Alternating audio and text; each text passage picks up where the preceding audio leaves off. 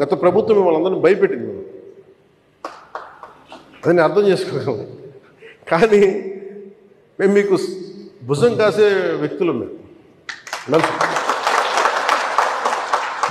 అందుకే ఒక వ్యవస్థని తిరిగి బలోపేతం చేయాలంటే చాలా చాలా కష్టసాధ్యమైంది. నాకు నిజంగా చెప్పాలంటే ఒకసారి నాకు ఇది నేను చాలా ఆనందంగా ఎంచుకున్న శాఖ. నేను ప్రభుత్వ ఉద్యోగ కొడుకుని, ఆ జీతాల మీద మేము పెరిగిన వాడిని. మా నాన్న జీతాలు రాకపోతే మమ్మల్ని స్కూల్ బయటికి పంపించి మళ్ళీ జీతాలు వచ్చిన తర్వాత మళ్ళీ స్కూల్లోకి అలౌ చేసినాయి. అవి కూడా ఉన్నాయి నా సంఘటన.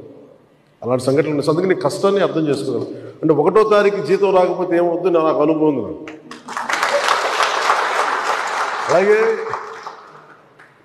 ఆఖరి వారంలో డబ్బులు అయిపోతే కూడా ఆ పరిస్థితి కూడా నాకు తెలుసు. మాకు పొరపాటున మేము ఏదో ఇవి జరిగిపోయినాయి, కానీ మేము ఇలా ఈ సినిమా రంగంలో ఇవన్నీ ఉండటం వల్ల బేసిక్గా చాలా సాధారణ స్థాయి నుంచి వచ్చాం. కాబట్టి అన్నిటికంటే కూడా సాధారణ స్థాయి మాకు భగవంతుడి వచ్చిన మమ్మల్ని తీసుకొచ్చిన సాధారణ స్థాయి కష్టాలని మేము మర్చిపోతాం.